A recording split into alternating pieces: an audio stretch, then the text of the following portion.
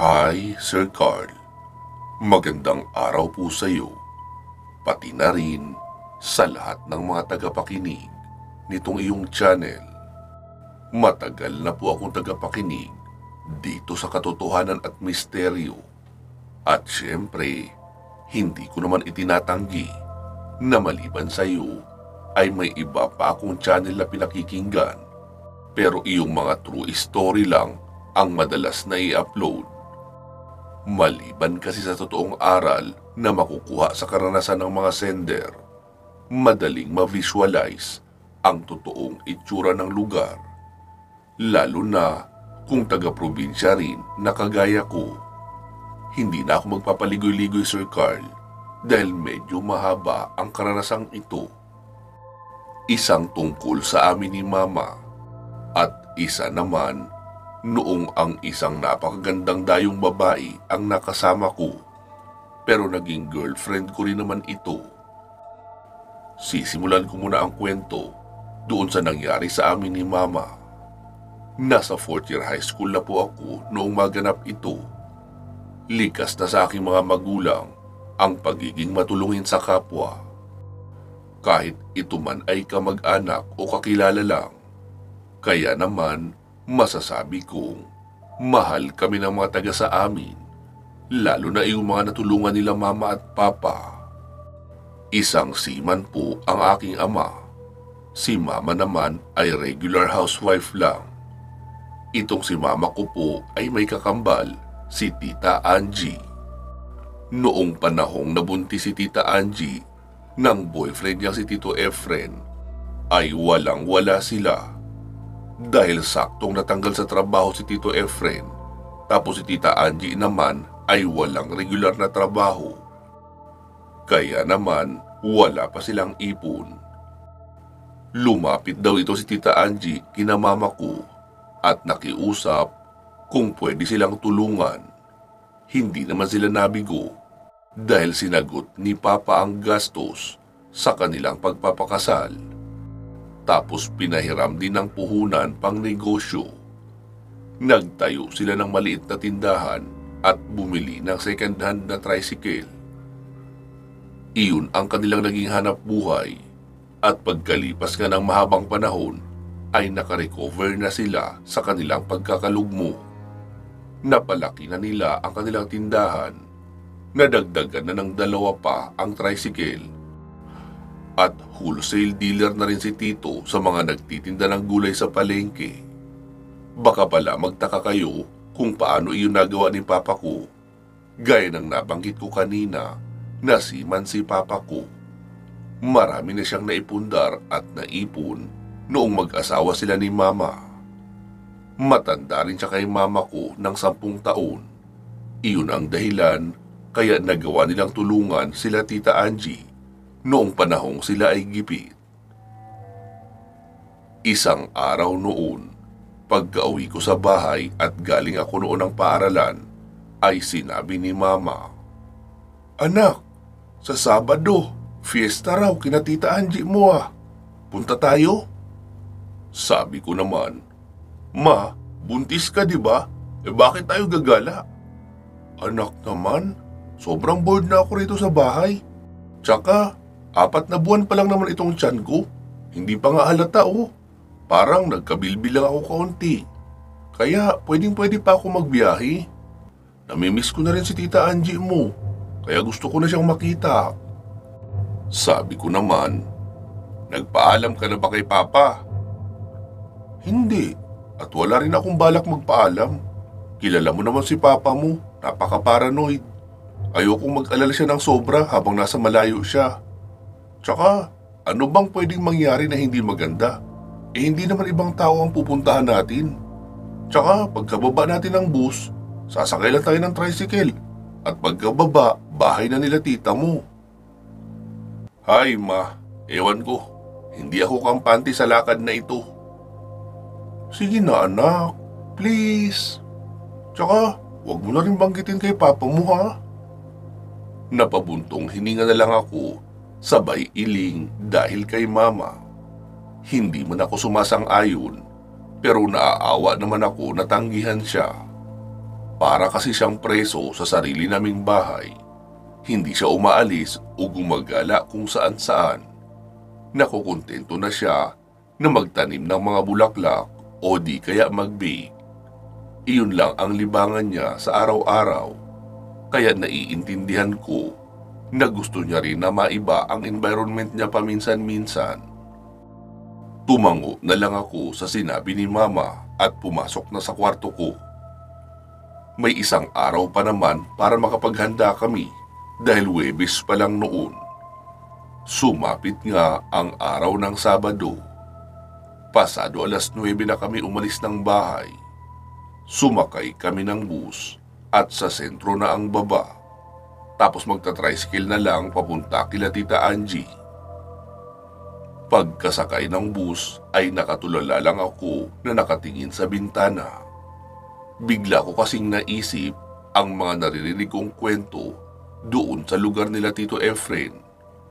Hindi na bago roon ang kwentong aswang.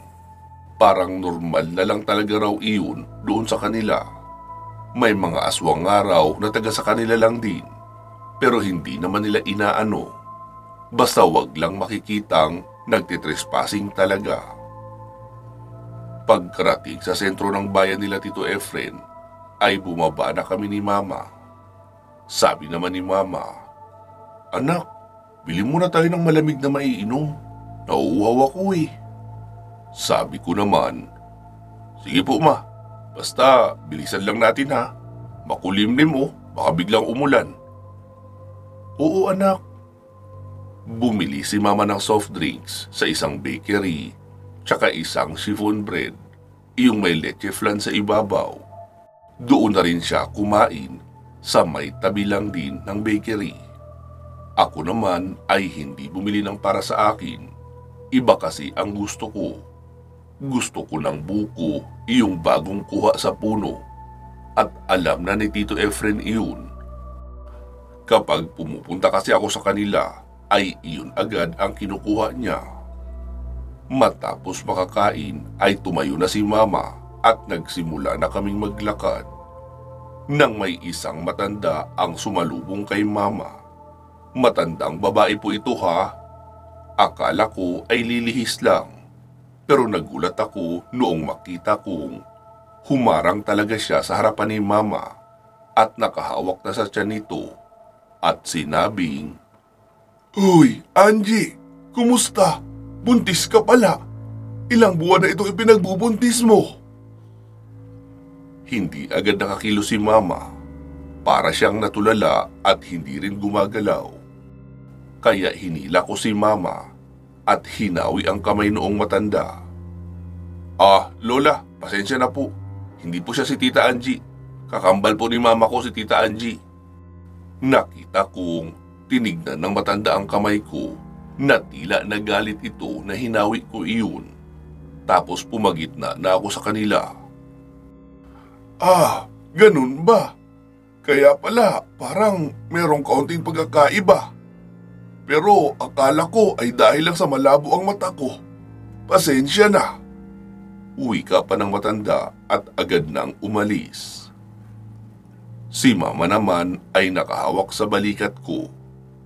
"Anak, biglang sumakit ang tiyan ko." Inalalayan ko siya na itabi muna dahil nasa mismong gitna kami ng daan. Nagkaroon ako ng duda sa matanda dahil maayos naman ang pakiramdam ni Mama noong dumating kami o kahit noong nasa biyahe pa. Pero matapos lang siyang mahawakan ng matanda, ay tila nag-iba agad ang pakiramdam niya. Ilang saglit pa ay sinabi ni Mama, "Tara na anak, dumiretso na tayo sa paradahan ng tricycle. Baka napagod lang ako sa biyahe." Kinuha ko ang shoulder bag ni Mama at ako na ang nagdala. Tapos dahan-dahan na kaming naglakad patungo sa paradahan. Pagkasakay ni Mama sa loob ng tricycle, saka naman ako umupo sa likuran ng driver para maluwag ang magiging pag-upo ni Mama doon. "Boss, medyo bagalan mo lang ha. Buntis ang nanay ko at masailan ang kanyang pagbubuntis." "Ariglado, boss." Sagot naman ng driver. Nagsimula na nga kaming bumiyahe. Nakakatuwa lang kapag naroon sa bahagi ng kalsada na bihira ang kabahayan. Tapos malawak na palayan ang makikita. Presko ang hangin at mabango rin. Pagkarating sa may tapat ng bahay nila Tita Angie ay nakita niya kami agad ni Mama. Naroon kasi siya sa tindahan. Meron naman siyang kasambahay na kapalitan sa pagbabantay ng tindahan. Kaya agad siyang lumabas at sinalubong si Mama. Sabi agad ni Tita Angie, "Uy, Romel, salamat ha at pumayag kang magpunta kayo rito ni Anya. Sabi niya kasi ayaw mo raw noong una." Hindi naman po sa ayaw, tita. Nag-iingat lang ako kasi buntis si Mama. Ano ka ba? Para namang papabayaan namin yan rito. Tsaka narito ka rin naman. Sabi ko naman, "Tita, pakialalayan pala ito si Mama. Dahil may matandang sumalubong sa kanya kanina sa sentro. Hinawakan ang tiyan niya, tapos sumakit na raw bigla. Kilala ka nga ng matanda eh. Akala ikaw si Mama." Tinawag niya ang Angie si Mama. Ganun ba? Sige, idiretso mo na lang yung mga bag nyo sa kabilang bahay sa likuran. Doon na kayo ni Anya matutulog para hindi kayo maiistorbo. Magdadatingan kasi mamaya ang mga pinsan ni Tito Efren mo. 2 pamilya iyon at may kasamang makukulit na mga bata. Kaya ihihiwalay ko na lang kayo. Kayo lang ang matutulog doon sa kabila. Okay tita, salamat. Sagot ko pa. Naiwan pa sina Mama at Tita Angie sa may gilid ng tindahan para magkwentuhan. Pero sa loob na iyon ng bakuran nila tita. Ako naman ay nagtuloy na sa likuran upang ilagay ang mga gamit namin. Nakita kong mukhang pinaayos na nila ang kubong tambayan doon sa likuran. May isang kwarto na, may maliit na sala at may kusina rin. Nakita naman ako ni Tito Efren. "Uy, Romel! Dumating na pala kayo! Kayo lang ni Mama mo?" "Opo, Tito." "Tito, buko ha?" "Abay oo, walang problema." Sagot niya naman. Pagkapasok ko sa bahay ay malinis na iyon. Mukhang pinaghandaan talaga nila Tita Angie ang pagdating namin. Ilang saglit pa ay may naririnig na akong mga bumabagsak na buko sa lupa. Pero sa may damuhan naman iyon ibinagsak kaya hindi rin nagkabasag-basag. Agad na rin ako lumapit at ako na ang nagbiyak. Habang kumakain ako ay nakita ko naman si Mama na papalapit. "Ma, gusto mo ng buko?" "Ayoko anak, gusto ko munang magpahinga. Masama pa rin talaga ang pakiramdam ko eh." Nakasunod naman sa kanya si Tita Angie na may dalang mga unan at kumot. Inalalayan niya si Mama sa loob ng kwarto. Matapos kong kumain ay nakipagkwentuhan muna ako kay Tito Efren. "Romel, siya tayo mamayang hapon ha. Pasado 3:00 kasi ay magkakatay na tayo ng baboy. Hinihintay ko lang na dumating ang mga pinsan ko para may katulong tayo. Tapos, ipapaihaw na natin agad ang isaw para sa pulutan." "Sige po tito, ayos yan." Sagot ko pa. Noong mga panahong iyon kasi, ay medyo malakas na rin akong uminom. Pero alam ko naman ang limitations ko. Aral muna bago barkada. Tsaka graduating na rin naman ako, kaya legal na akong mag-inom. Ilang saglit pa ay naisipan kong puntahan si Mama sa kwarto. Pagkarating ko sa loob ay nakapikit siya, pero halatang may iniindang sakit. "Ma, ayos ka lang?" "Anak, humiram ka muna ng langis na pamahid kay tita mo. Efficacent siguro o mansanilya. Masakit ang tiyan ko eh. Hindi ko maintindihan kung kabag lang ba o sinisikmura ako dahil sa ininom kong soft drinks kanina." Agad ko naman siyang sinunod at noong makakuha ng pamahid ay ako na ang nagpahid noon sa sikmura ni Mama. Pasado 12:00 ay ipinatawag na sa akin ni Tita si Mama para kumain. Pero nagulat ako noong makitang namumutla na si Mama. Kaya dali-dali akong bumalik kay Tita. "Tita, Hindi maganda ang lagay ni Mama. Namumutla na siya. Sabi niya naman, mukhang may kumursunada nga sa kanya. Efren, tawagin mo muna si Manang Veron. Patignan natin si Anya. Namumutla na raw eh. Okay, sige. Sagot naman ni Tito Efren at dali-daling umalis ng bahay para magsundo doon sa kilalang maghihilot. Kahit pa nakaupo na siya sa pagkainan at handa na sanang kumain. Pagkabalik ay kasama na ni Tito ang isang matandang babae. Balik kami na lang ni Tita Angie ang naghatid sa matanda papunta sa kubong tinutuluyan namin ni Mama. Si Tito naman ang nagpaiwan sa mga pinsan ko na kumakain sa lamesa.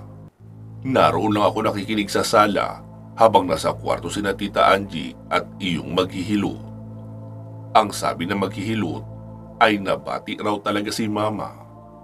Pinakuha niya si Tita ng luyang dilaw. Mabuti at may tanim pala na ganoon si Tita. Kumuha lang siya ng maliit na piraso, kasing laki ng hinlalaki sa kamay, tapos ipinaihaw. Pagkabigay noon sa maghihilot ay nakita kong nilagyan iyon ng langis, tapos binulungan ng dasal, saka inilagay sa sikmura ni Mama at nilagyan ng tali. Saglit ring pinisil-pisil na maghihilot ang mga kamay ni Mama na parang marahang masahi lang. Tapos ilang saglit pa ay dumuduwal na si Mama. Pero puro lang naman malapot na laway ang inilalabas niya. Sa kanya sinabing gumaan na raw ang pakiramdam niya. Nakita kong inabutan ng 20 pesos ni Tita Angie ang matanda. Tapos umalis na iyon. Sabi naman ni Mama na nagugutom na raw siya. Kaya naman inalalayan na siya ni Tita papunta sa bahay para makakain. Pagkarating namin roon ay tapos nang kumain sina Tito Efren at ang dalawang pinsan ko. Kaya kami ni Mama, Tita Angie at Aling Sofia na lang ang kumain. Ito yung katulong nila Tita Angie sa tindahan. Matapos makakain ay nagpabalat si Mama sa akin ng mangga. Tapos dinala niya sa kubong tinutuluyan namin. Marami din siyang bitbit na pocketbook. Mga nabasa na raw iyon ni Tita, kaya siya naman ang magbabasa. Dahil sa ayos na ang pakiramdam ni Mama at nagbabasa na lang naman ng pocketbook, kaya sa labas na lang din muna ako tumambay. Ilang saglit pa nga ay nagsidatingan na ang mga pinsan ni Tito Efren. Matapos nilang makakain ay saka na hinila ang baboy para katayin. 3 naman sila na nag-asikaso noon. Alalay lang ako. Taga-abot at tumutulong sa paghawak. Mabibilis rin naman silang kumilos at alam na alam ang ginagawa nila. Pasado 4:00 ay nagpapaihaw na si Tito ng kapirasong atay ng baboy, tsaka iyong pinakuluang isaw. Bali pinakuluan muna ang isaw saka ipapaihaw at gagawing kilawin. Ganun ang ginagawa ni Tito para hindi malansa. Napakarami ring sibuyas, kalamansi at sili ang inilagay. Bago pa mag-alas 5 ay nagtatagay na kami. Pero ako ay kalahati lang ng tagay nila ang ibinibigay sa akin para hindi raw ako madaling malasing. Lalo at bitirano na sila sa inuman. Sa totoo lang ay lamang ang kain kaysa sa inom sa ginagawa ko. Noong matapos ng magtadtad ng mga karne ay sina Tita Angie na at ang asawa ng mga pinsan ni Tito ang nag-asikaso sa karne. Nagtatagay na lang kami sa may harapan ng bahay habang nagkikwentuhan. Kahit malayo ang pagitan ng edad nila sa akin, ay hindi naman ako na out of place. Mababait sila at kwela talaga kausap. Bandang mag-aalas 9 na ng gabi, kami nagsikain. Kasi late na rin naluto ang nilagang pata ng baboy, pinalambot pa kasi. Matapos makakain ay balik kami sa inuman. Pero hindi na ako umiinom. Busog kasi ako. Ayoko namang masuka. Tamang tagatawa lang ako sa mga kwentuhan nila ng kanilang mga kalokohan noong kanilang kabataan. Pasado alas 10 ay nagulat kami dahil biglang pumalahaw ng sigaw si Mama. Kaya nagtatakbo akong nagtungo sa likuran. Naabutan ko siyang takot na takot sa kwarto habang nakasiksik sa kanto. Tinuturo niya ang bintana sa harapan pero wala naman ako makitang tao o kung ano. Pagkarating nila Tito ay nagtanong rin sila kung anong nangyari. Sabi ko naman na may nakita raw si Mama na tao, isang matandang babae na nakasilip sa bintana. Agad namang nagtungo sa likuran sina Tito pero wala silang nakita. Imposible raw iyon dahil mataas ang bakod sa likuran. Lampas iyon 6 na talampakan, hindi matatalon at isa lang ang lusutan kundi ang gate sa harapan ng bahay. Pero sigurado si Mama sa kanyang nakita. Matapos nga noon ay bumalik na sila Tito sa harapan. Ako naman ay nagpaiwan na sa kubo para samahan si Mama. Ang ginawa ko ay naupo lang ako at nagbasa ng pocketbook para hindi rin antukin. Bandang alas 11 o halos mag-aalas 12 na noon ng madaling araw nang makita kong masama ang mukha ni Mama. Namimilipit na naman siya sa sakit pero sa pagkakaalam ko ay tulog naman siya. Kaya lumapit ako at ginising siya. "Ma, anong nangyayari sa'yo?" Bigla naman siyang nagising. "Anak, inaasong ako ng matandang nakita natin kanina. Siya rin iyong sumilip sa bintana. Narito siya ngayon." Pagkasabi lang noon ni Mama ay biglang may bumagsak sa bubungan. Nakaramdam ako ng kaba dahil wala akong makitang maaaring gamitin bilang armas. Nagdadalawang isip rin ako na bigla na lang sumigaw ng tulong. Wala pa naman akong nakikitang kakaiba. Ang ginawa ko ay lumabas ako ng bahay at tinignan ang bubungan. Doon ko nakita ang isang matandang babae na nakadapa at nakadikit lang doon sa ibabaw. Nakaposisyon siya na parang bayawak na gumagapang. Doon na ako sumigaw ng, "Tita! Inaaswang si Mama!" Nakailang sigaw pa ako noon bago may lumabas ng bahay si Tito Efren. Agad naman siyang umikot sa likuran pero wala siyang nakitang kung sino. Sabi niya naman, "Romel, saan?" "Sa bubungan po, Tito. Isang matandang babae." Bago pa siya makalayo sa bahay upang tignan ang itaas, ay nakarinig naman kami ng tunog ng malakas na pagpagaspas ng pakpak. Pero wala raw nakitang kahit ibon si Tito. Basta iyong tunog lang ang kanyang narinig. Narinig rin namin iyon pareho ni Mama. Agad namang pumasok si Tita sa kubo at niyakap si Mama. Sabi ni Tita na doon na kami ni Mama sa bahay nila mismo matulog. Kasi simentado iyon at yero ang bubungan. Hindi basta-bastang masisilip sa loob. Kaya pinalipat nila sa kubo yung isang pamilya ng pinsan ni Tito at kami ang pumalit sa kwarto nila. Nagkwentuhan muna kami ni Tito sa sala dahil sinamahan naman ni Tita si Mama sa kwarto. Kinabukasan, pasado alas 8, ay sinundo muli ni Tito Efren ang maghihilot na si Aling Veron para patignan si Mama. Doon na tinawas ng matanda si Mama. At ang sabi, minarkahan na raw pala ng aswang si Mama. At may duda na rin sila kung sino ang aswang na iyon dahil na rin sa kilala noon si Tita Angie. Nagsagawa ng ritual ang matanda para alisin ang inilagay ng aswang na pananda kay Mama. Pero kailangan raw naming umalis na sa lugar na iyon dahil walang silbi ang pagtanggal ng pananda kung alam naman ng aswang kung saan nakatira ang buntis na kanyang babalikan.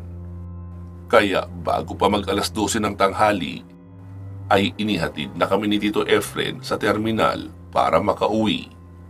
Pinadalhan naman kami ng maraming lutong ulam at mga matatamis na panghimagas. Dahil iyon na nga ang araw talaga ng kapistahan nila. Noong makauwi naman kami sa bahay namin ay maayos na ang pakiramdam ni Mama. Hinayaan ko na lang din siya at hindi na sinisi sa nangyari. Baka ma-depress pa kapag sinisi ko. Isang linggo lang ang nakalipas matapos ng fiesta ay nagpunta si Tita Angie sa amin para kumustahin si Mama. Nag-stay pa nga siya ng 2 gabi para lang samahan si Mama at obserbahan. Nakukonsensya raw siya sa nangyari na muntik nang mapahamak si Mama dahil sa pag-imbita niya na pumunta sa kanila. Sabi ko naman na wala naman silang kasalanan roon. Kahit saan naman talaga ay may aswang. Kaya kailangan mag-ingat talaga na hindi sila makasalamuha, lalo na kapag buntis. Maging kay Papa ay hindi na namin iyon pinarating ni Mama. Alam ko kasing pagagalitan talaga siya ni Papa kapag nalamang nagpunta siya kina Tita. Siya nga pala, Sir Carl, sa Iloilo rin ang lugar nila tita ko. Pero kilala ang lugar sa dami ng aswang. Hindi ko na lang din babanggitin para hindi na tayo makasira pa ng pangalan ng lugar. Hanggang dito na lang po muna ang kwento kong ito, Sir Carl, ha. Isusunod ko na lang po ang isa ko pang karanasan kapag nai-upload mo na ito. More power po sa channel nyo. God bless. Gumagalang, Romel. Mag-iingat po kayo palagi at hanggang sa muli.